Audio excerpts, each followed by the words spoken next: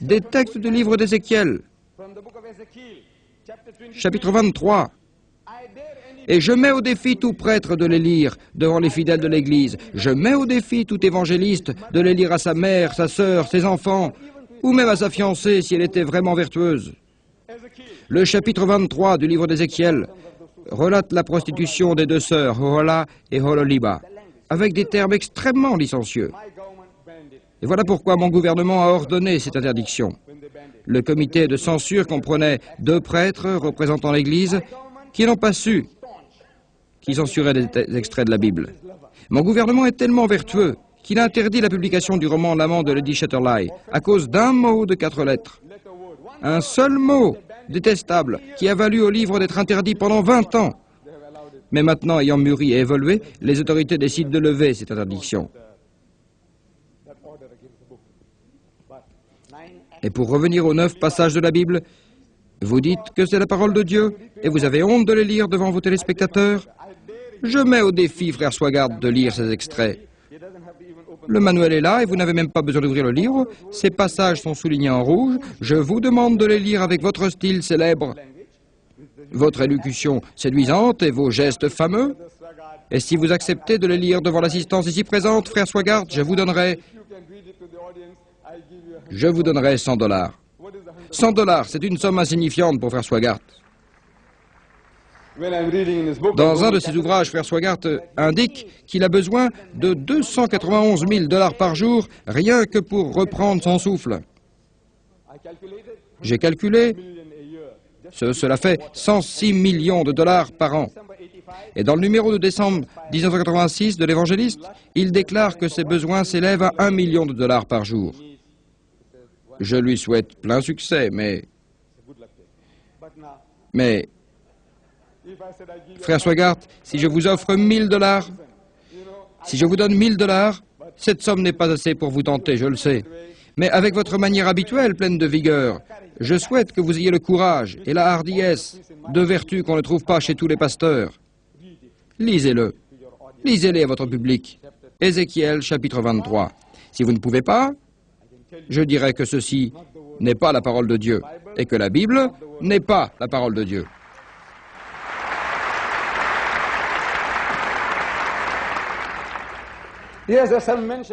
Dans son discours de tout à l'heure, frère Swagart a cité des passages de son livre « La Bible est-elle la parole de Dieu ?» Il existe actuellement dans votre ville 10 000 exemplaires de cet ouvrage que chacun, je suppose, peut acheter. Je ne sais pas si on va distribuer des exemplaires dans cette salle. J'avais demandé qu'on donne un exemplaire à chacun pour qu'une fois rentré chez lui, il le lise tranquillement et voit ce qu'il en est. Dans ce livre, à propos de contradictions, il se demande pourquoi l'on n'examine pas le sens des textes coraniques, car, dit-il, s'il n'était pas la parole de Dieu, on y aurait trouvé de nombreuses discordances. Il veut dire que si le Coran était écrit par un être humain et non révélé par Dieu, on aurait décelé un grand nombre de contradictions dans ces textes. Je ne parlerai pas du Coran parce qu'il ne fait pas l'objet de notre débat. Je voulais simplement souligner que ce que dit le Coran, si un livre n'est pas d'inspiration divine, il peut y avoir des contradictions et des discordances. Mais s'il est de Dieu, alors les contradictions et les discordances sont à exclure. Par exemple, je reprends ce que vient de donner frère Swagart comme exemple qui figure dans ses ouvrages. En un endroit de la Bible, Salomon a des écuries pouvant recevoir 4000 chevaux. Et dans un autre endroit, il y a des écuries pouvant recevoir 40 000 chevaux.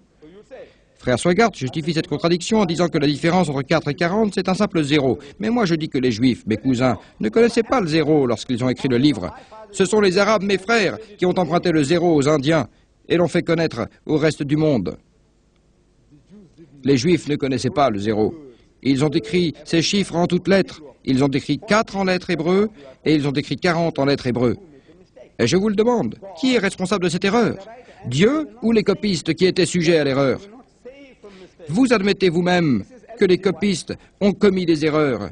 Madame Ellen G. White, qui appartient à une petite confession chrétienne et qui est membre influent du mouvement des sabbatiques, écrit dans son ouvrage sur la Bible, j'ai l'ouvrage là, elle n'a aucune raison de mentir, elle croit que la Bible est la parole de Dieu. Mais, ajoute-t-elle, la Bible que nous lisons aujourd'hui est l'œuvre de nombreux copistes qui, quoiqu'ayant accompli leur travail avec une précision étonnante, n'étaient pas infaillibles.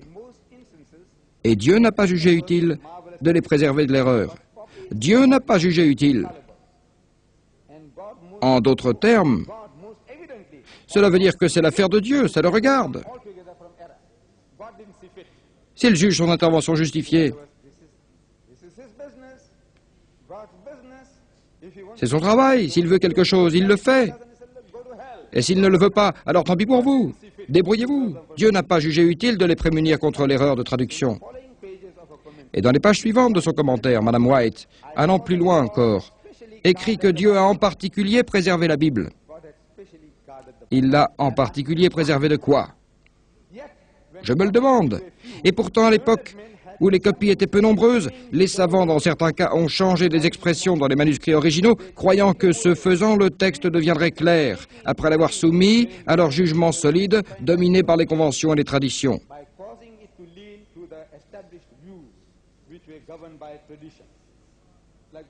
C'est le cas des témoins de Jéhovah, qui ont édité une traduction appelée Traduction universelle moderne, que vous rejetez vous-même. Vous la rejetez parce que les témoins de Jéhovah ont opéré des changements en fonction de leurs propres idées. Les protestants ont fait la même chose. Ils ont changé des expressions parce que certains chrétiens croyaient en la divinité du Christ.